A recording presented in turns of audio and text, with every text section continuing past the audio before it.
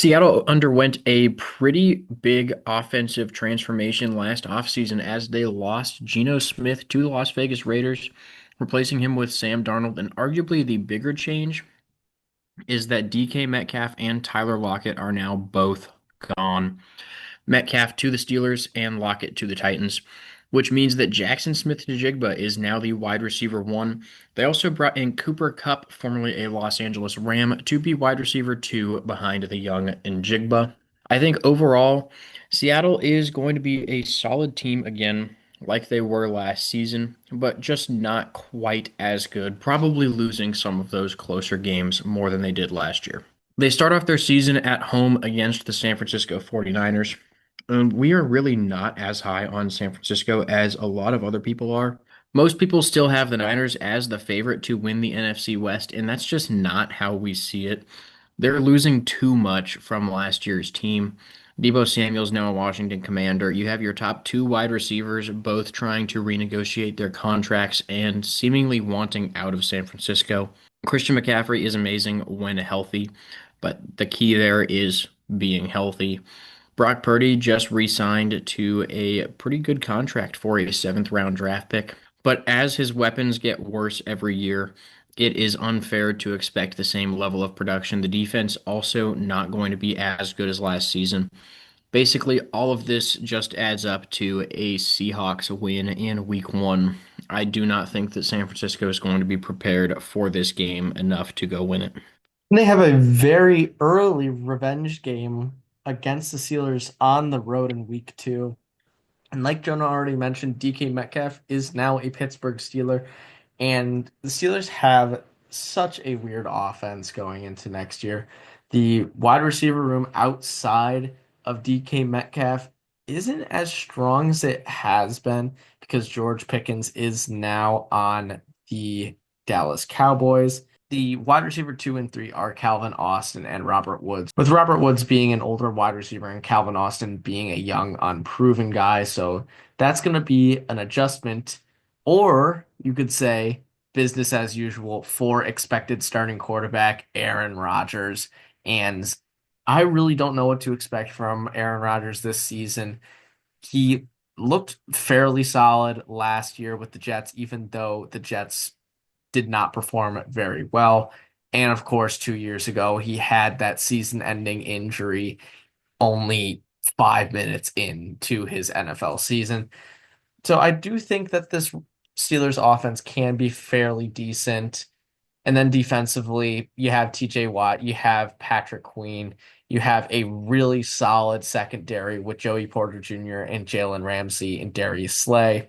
I would expect the Steelers team to keep Mike Tomlin's streak going this year of finishing above 500 and dropping the Seahawks to 1-1. Could be a very interesting game if Sam Darnold is able to play very similar to how he did last year with the Minnesota Vikings. But with this offensive line the Seahawks have, I do think it's going to be a struggle early on, and that is why they will struggle against a really dangerous pass rush of Pittsburgh. They should get back in the win column in week three, though, against the lowly New Orleans Saints, as they have a really tough quarterback situation, having to either start Tyler Shuff, who they drafted this year, despite being in college for 7 seasons, or they can go with Spencer Rattler, who was not very good last year when he had to play for a couple games. They do still have a couple offensive weapons like Chris Olave and Alvin Kamara, but Chris Olave has been dealing with a lot of concussions, and Alvin Kamara cannot do everything. And defensively, Demario Davis and Cameron Jordan can only do so much to slow down offenses. Despite being one of the worst defenses from last year, there's really just no way that the Seahawks drop this game at home. So they'll move to 2-1.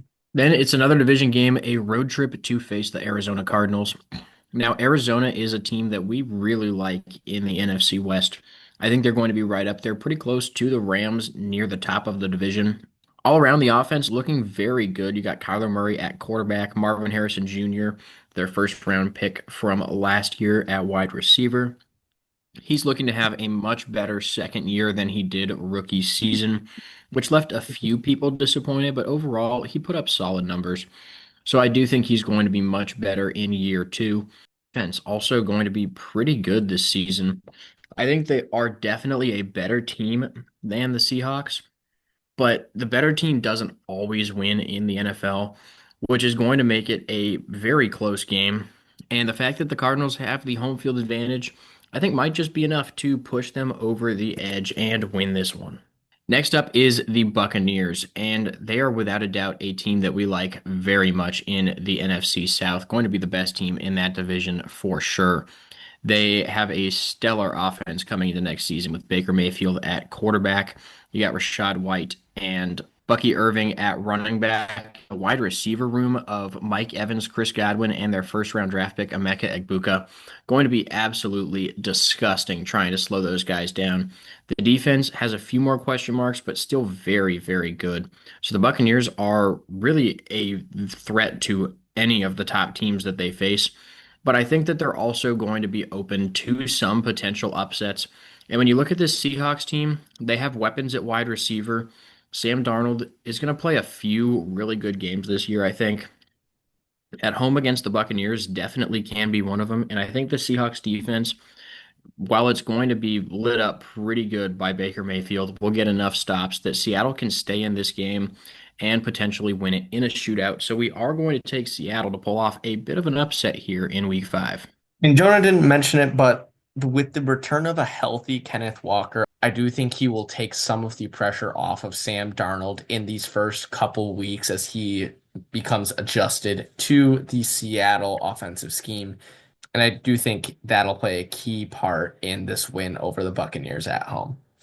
They're on the road the following week, going from way up north in Washington all the way to Florida to face the Jacksonville Jaguars.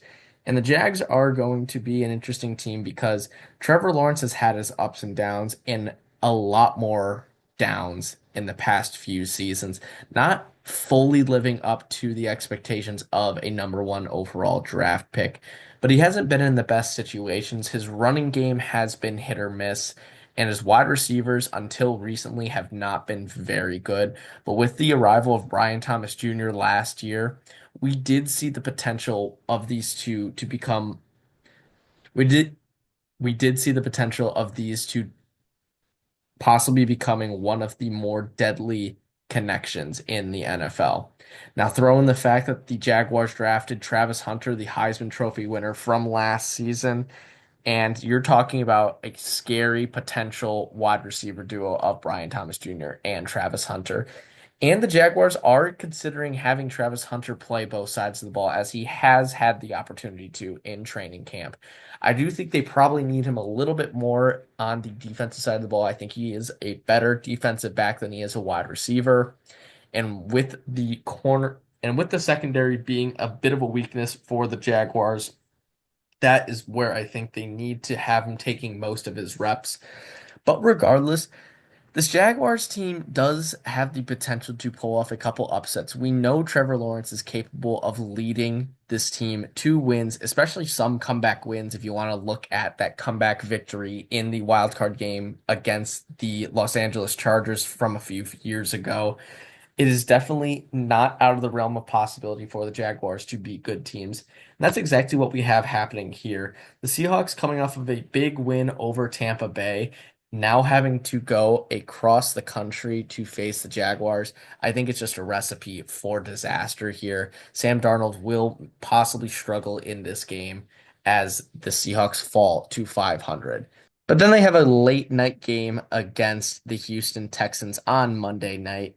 And the Texans are going to be a very good team this year. CJ Stroud entering year three after a very impressive rookie season and a slight down year last year. But when you look at his down year compared to the rest of the NFL, it is still a very successful season. So I expect CJ Stroud to be just fine in year three, especially considering that the wide receiver room he has is going to be very good. Still has Nico Collins, won't have Tank Dell this season as he is still recovering from his injury last year. But the Texans got two Iowa State wide receivers for him. So I think that is going to be a phenomenal passing offense. not to mention having Joe Mixon and Nick Chubb in the backfield.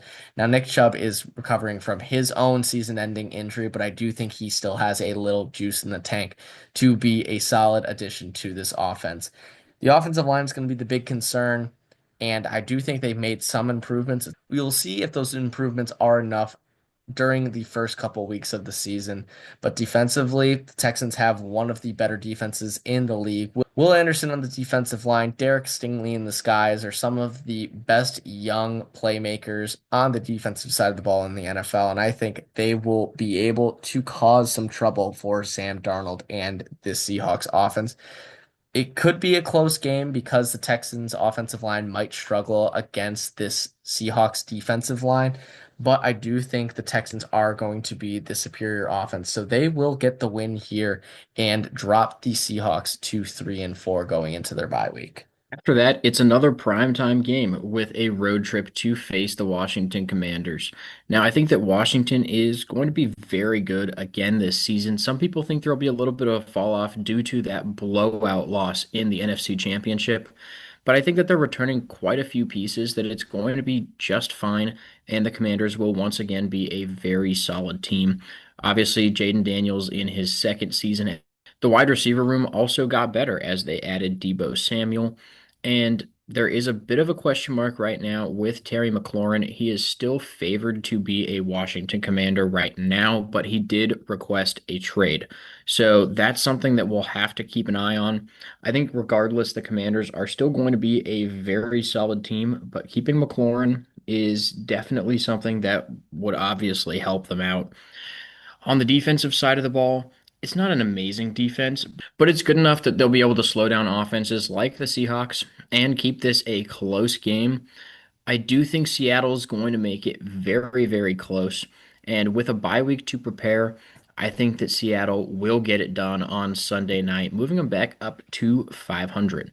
Then it's game two against the Cardinals. And Jonah already mentioned a lot about the Cardinals.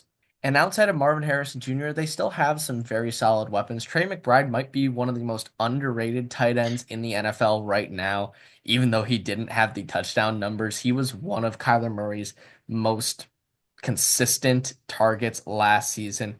And you still have James Conner in the backfield. The offense is going to be just fine. Defensively, the young guys they have coming in, Walter Nolan on the defensive line, Will Johnson and Denzel Burke in the secondary, going to be very, very good and help this team succeed. But it is very hard to beat the same team twice, especially in the NFC West and especially against the Seahawks when now you have to play them at home in one of the toughest road environments in the NFL. I think the Seahawks will be able to bounce back against the Cardinals and get two wins in a row against very good teams, beating the Cardinals. And then they're on the road to face the Los Angeles Rams, going for yet another division title this year. And they're going to have to do it without Cooper Kupp this time because obviously he is on the Seahawks now. But they went and got Devontae Adams to be their wide receiver to take some of the pressure off of Puka Nacua as he transitions to the wide receiver one for the team. And even though Devontae Adams is not the same wide receiver from a few years ago as one of the best in the NFL, he's still one of the greatest route runners the league has ever seen, and his contributions will help this Rams offense succeed. Not to mention the defense is going to be insane with so many young talents from last year, including the reigning defensive rookie of the year. I just really don't see how the Rams would lose this game at home the first time around. The Seahawks can make it an interesting game, especially if this offensive line starts to gel at this point in the season. But I'm going to lean with the more experienced quarterback in this one in Matthew Stafford and this Rams offense. So the Seahawks will drop back to 500. Then it's a road trip to face the Titans, the owners of last year's number one overall draft pick, which they spent on Cam Ward. And it looks like Cam Ward is going to be the starter from day one as Will Levis went down with season-ending shoulder surgery. I think the Titans are going to struggle quite a bit early on this season, especially with Ward adapting to being an NFL quarterback. He was one of the best quarterbacks in last year's class, hence why he was taken number one overall. The Titans still are not going to be a very good team. There's a lot of rebuilding to do still, and I think that they're going to struggle quite a bit in this game against the Seahawks. One of the few teams that Seattle is decisively better than. So we like Seattle to win this game against Tennessee. And then they come back home to face the Minnesota Vikings. Now, the Vikings are going to be starting J.J. McCarthy at quarterback, 18 months without playing a single football game due to his injury in the preseason last year. And I think that he's definitely going to have some rust to knock off early in the season. And I think the Vikings are going to struggle quite a bit this year because of that. I also never thought that he was really worthy of being a first round draft pick. I just wasn't impressed with him in college. So it's going to be interesting to see whether he does actually pan out for the Vikings or if that ended up being a terrible decision. I think that they're going to be able to make this game close with the Seahawks, though. It's the Sam Darnold revenge game, one of probably the most important points. And Darnold has the home field advantage this time, but one of these teams has Justin Jefferson. And I think that in a tough road environment, where McCarthy is going to be struggling in his rookie season, having a guy like Jefferson to throw the football to and make plays is going to be absolutely huge. McCarthy does have a bit of an arm. I think that a few deep balls to Justin Jefferson might just be enough against this Seahawks secondary to get the Vikings a win. They're on the road the following week, this time against the Atlanta Falcons, and it's Michael Penix's first full season as the starter, and he has quite an offense to utilize. Bijan Robinson in the backfield, Drake London, Darnell Mooney, and Kyle Pitts as his weapons to throw to. The offensive line is replacing a couple key players from last year, but still should be solid overall. Defensively, there are some concerns on the defensive line. It's not going to be as strong as it has been, but they do have two good edge rushers coming in that they used their draft picks on this past year, including James Pierce Jr. and Jalen Walker. So I do think this Atlanta team has a lot of potential, especially with that offense that's capable of putting up probably 30 points a game. And throw in the fact that this is a big road trip for Seattle coming off of a tough loss to the Vikings. I think the Falcons have it in them to pull off this upset. And that's exactly what is going to happen here. This game could easily go either way, but I'm going to trust that the greater offensive weapons of Atlanta and the home field advantage is going to carry the most weight in getting them the win here. Looking to stop this two-game losing streak, though, the Seahawks will return home to face the Indianapolis Colts. And the Colts really don't have a starting quarterback locked in yet, as Anthony Richardson has been the starting quarterback since being drafted in the first round 2 years ago, but he has not lived up to those expectations. And Daniel Jones, who has joined the team this past offseason, has looked very, very good during training camp and might be in line to start in week one. But this Colts team isn't going to be that good. Yes, they still have Jonathan Taylor, but he has struggled with staying healthy the past few years. The wide receiver room is solid, but doesn't have a real standout wide receiver.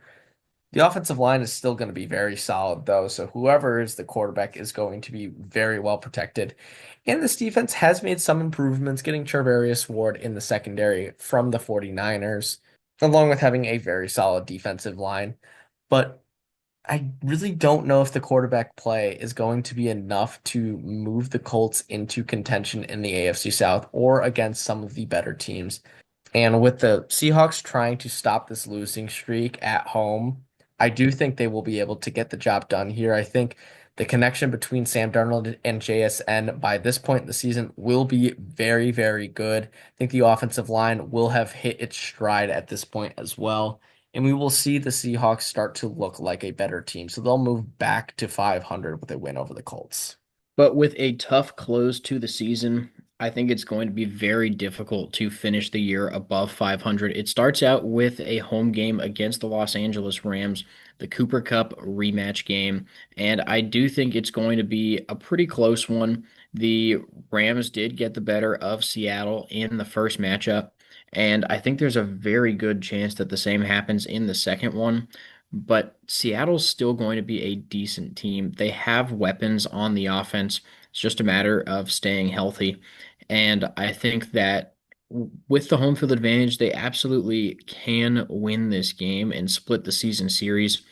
The Rams are going to be a tough team to beat, but I certainly think Seattle has the talent to do it, especially on Thursday night. Makes it a little bit less predictable. So we are going to take Seattle to win this one before back-to-back road trips to end the season. The first of which against the Panthers, who were very hot to end last season. Bryce Young finally started playing like the number one overall draft pick that he was 2 years ago. I think that he's going to have a pretty solid season this year, especially drafting him a wide receiver in Tataroa McMillan out of Arizona. The Panthers' offense definitely got a little bit better, and just all around, they're slowly improving. I think the rebuild is going well over in Carolina, but they're still about a year or two out from truly competing. I think that this season is going to be a huge turning point for them, and that going down the stretch like this, they need to get some big wins. The Seahawks are going to be one of those wins. The Panthers will drop them back to 500. And how fitting is it to bookends the season with a rematch against the 49ers? This time it is a road trip. And kind of like we talked about with the Rams and the Cardinals, it's very hard to beat the same team twice, especially when you're going from playing them at the beginning of the season to now playing them at the end of the season.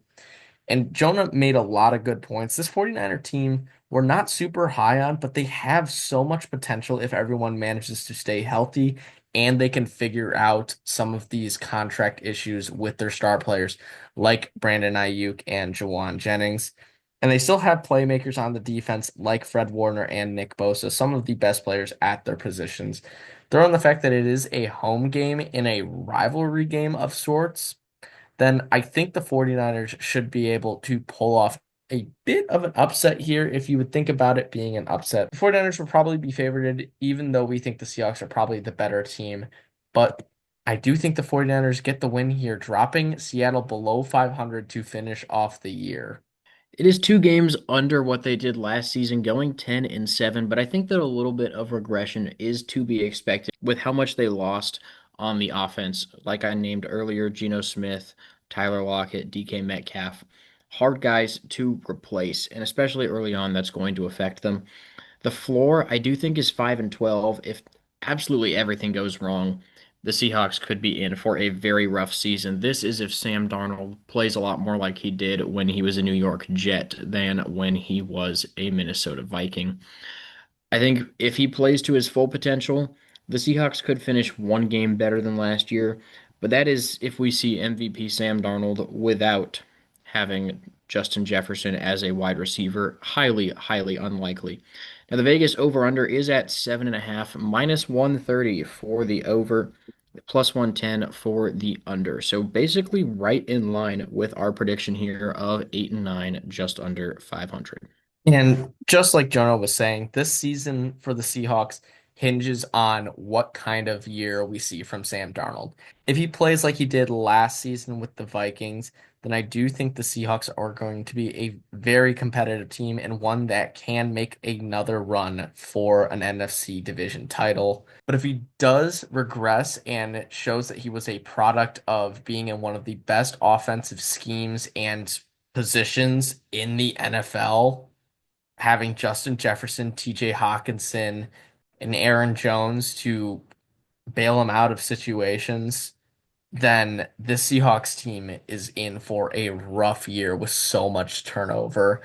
But I do think being right in the middle of that floor and ceiling is very, very likely. They have enough talent to get them by in some of their tougher games and maybe win a couple of those close ones, but I do think they will be susceptible early on when their offensive line needs time to grow and become one cohesive unit. So 8 and 9 does feel just about right. So thank you guys for watching. Please make sure to like and subscribe so you don't miss out on any more of our content, and we will see you in the next video.